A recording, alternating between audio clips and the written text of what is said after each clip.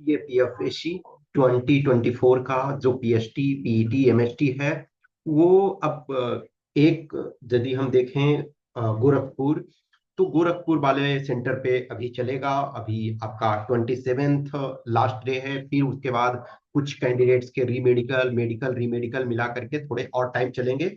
और यदि हम निशा हैदराबाद देखें तो रीमेडिकल वाले जो कैंडिडेट्स होंगे तो एक दो दिन में उनका क्लियर हो जाएगा।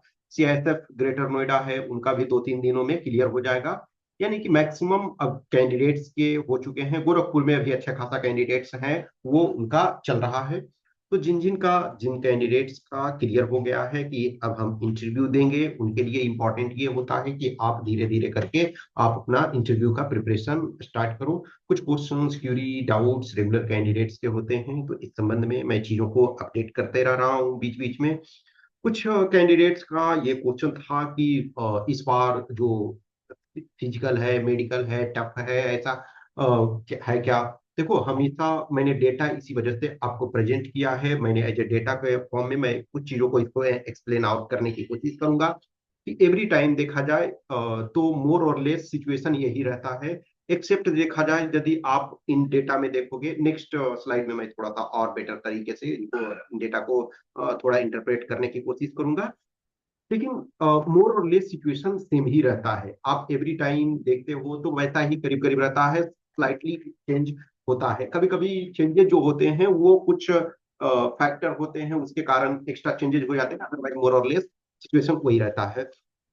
अब जो भी कैंडिडेट एटलीस्ट जिनका क्लियर हो चुका है फिजिकल मेडिकल की हमें इंटरव्यू कॉल मिलेगा, तो आप अपना धीरे धीरे करके प्रिपरेशन मोड में लग जाओ। जो कैंडिडेट ऑलरेडी पहले भी इंटरव्यू दे चुके हो, जिन्होंने पहले अपियर किया हुआ है, उनको एटलीस्ट आइडिया है, उनको रियल आइडिया है कि यस इंटरव्यू क्या होता है। उनके लिए बहुत ज्यादा परेशान होने की जरूरत नहीं है। लेकिन हमेशा ध्यान रखो कि एवरी टाइम इवन इफ आप सेकेंड टाइम जाओ थर्ड टाइम जाओ, every time you have to prepare. In fact आप देखोगे बहुत बार ऐसा होता है सिचुएशन कि कैंडिडेट्स के मार्क्स दो इंटरव्यू में ड्रास्टिक चेंज हो जाते हैं। कभी कभी क्या होता है, आपको बहुत अच्छा मिल जाता है और कभी कभी खराब भी हो जाता है। कुछ ऐसे कैंडिडेट्स कभी कभी हैं कि 1 ईयर में आप गए 105 मिल गए, 110 मिल गए, नेक्स्ट ईयर गए 90 मिल गए। और कभी कभी ऐसे भी हो रहे हैं कि आपके 60 मिले और नेक्स्ट ईयर आप जाओ तो 110। ऐसे भी कैंडिडेट्स होते हैं। तो एवरी टाइम होते हैं, एवरी टाइप ऑफ थिंग्स होते रहते हैं। कुछ ऐसे कैंडिडेट्स हैं कि मोर और लेस सेम रखते हैं,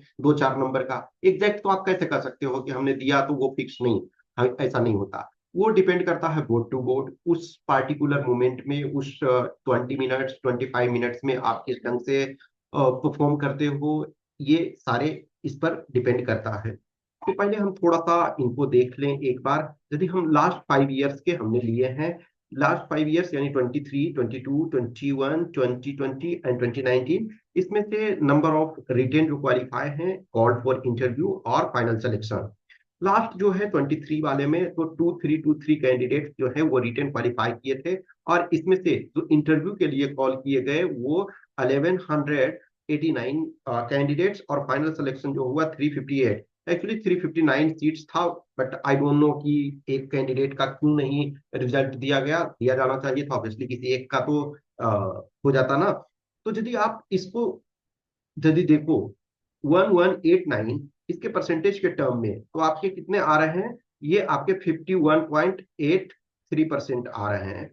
अब इसको देखो इसके परसेंटेज के टर्म में, तो यानी कि 30.10% आ रहा। अब यदि इसको देखें 22 में, तो 22 में 1474 कैंडिडेट्स जो है रिटर्न क्वालिफाई किए थे, लेकिन इंटरव्यू के लिए कॉल जो है 762 को मिला था। तो इसके परसेंटेज यदि हम देखें तो 51.69 होते हैं। ठीक है। और यदि इसको हम देखें तो ये आपके 30 पॉइंट, ये आपके 57 होते हैं। यदि हम इसमें देखें 21 वाले में, तो 21 वाले में देखो आपको थोड़ा ड्रास्टिक चेंज मिलेगा, क्योंकि यहाँ जो है ये इंटरव्यू के लिए कॉल जो किए गए हैं 4.16% की 41।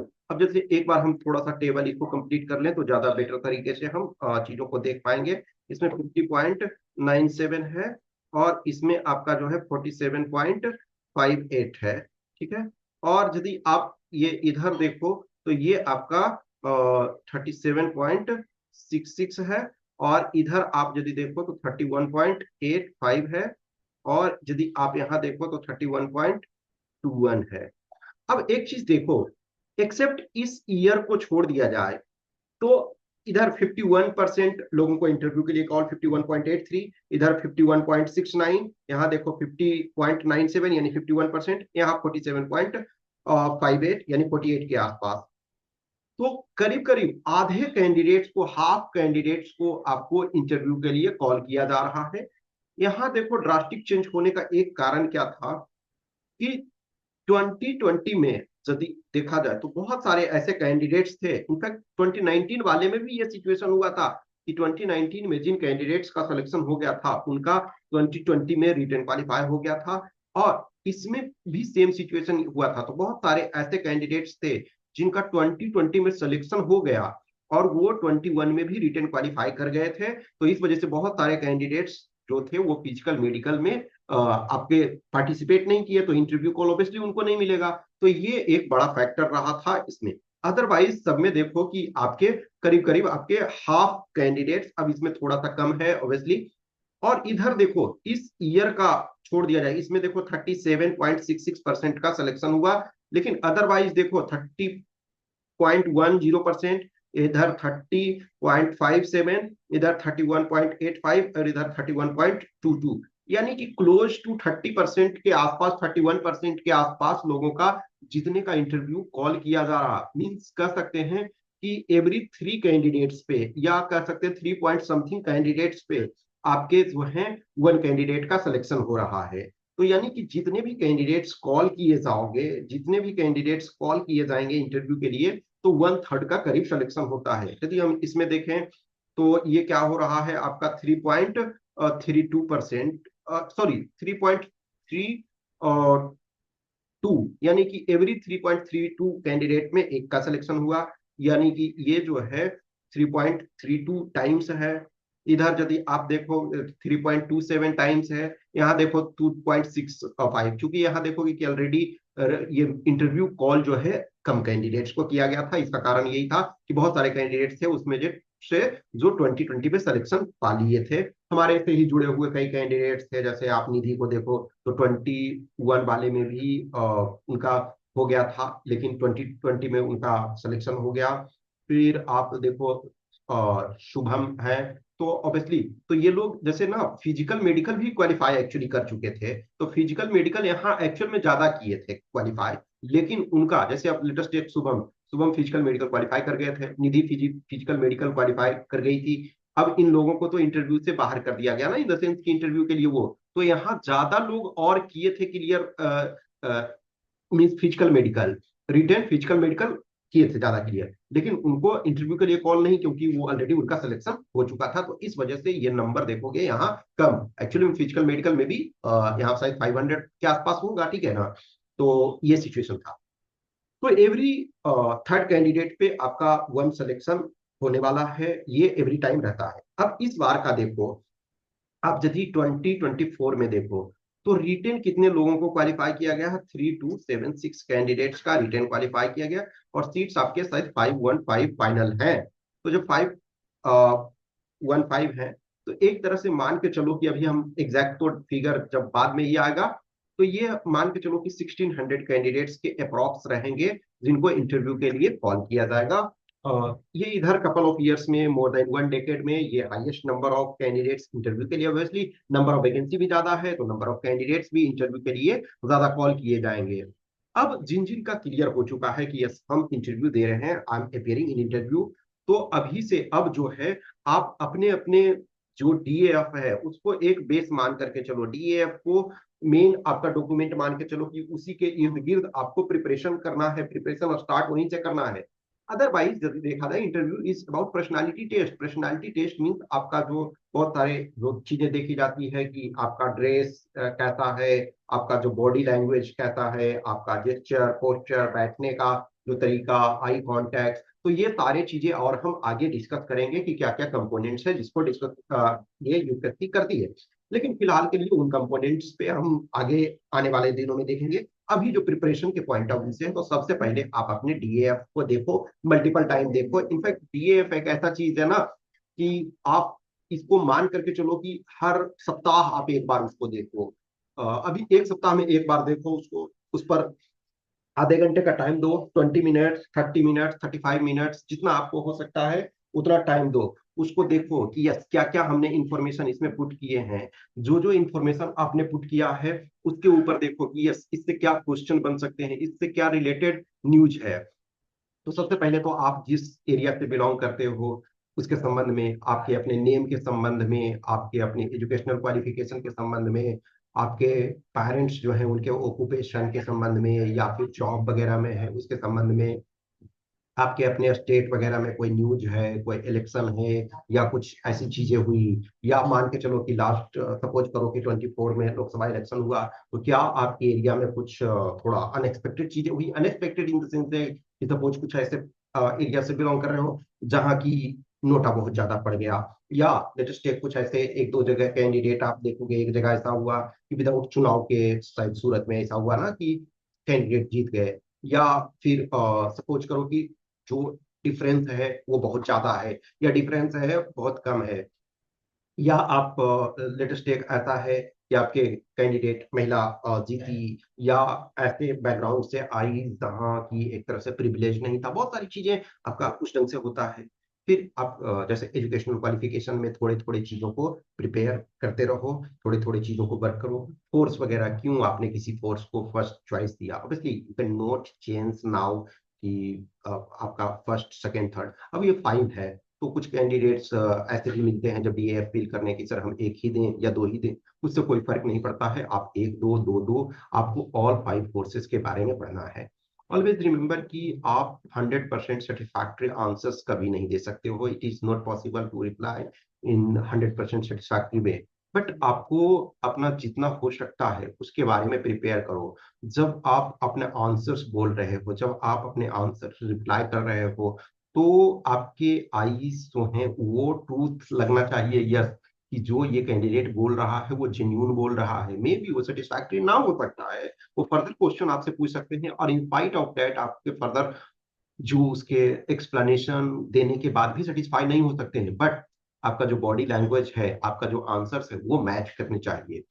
तो जब आप छोटे छोटे चीजों को प्रिपेयर करते हो उसके बाद जो है कि आपको प्रैक्टिस करने हैं चीजों को। आप जैसे देखो दो चीजें हैं कि कुछ कैंडिडेट्स हैं कि यस हमें सेल्फ से प्रिपेयर करना है, तो सेल्फ से प्रिपेयर करना है तो या तो आप कर सकते हो कि यस कुछ दो चार पांच फ्रेंड्स यदि जो इंटरव्यू देने वाले हो उनके आप ग्रुप बना सकते हो, और ग्रुप में आप मॉक कर सकते हो, आप एक दूसरे से क्वेश्चन पूछ सकते हो, या आपके घर में कोई ऐसे हैं पर्सन जो इंटरव्यू वगैरह का जिनके पास एक्सपीरियंस है, या जिनके पास आइडिया है, या जो आपको टाइम दे सकते हैं, जो आपको जज कर सकते हैं, जो आपको चेक कर सकते हैं, जो आपको टेस्ट कर सकते हैं, तो उनसे थोड़ा सा हेल्प लो।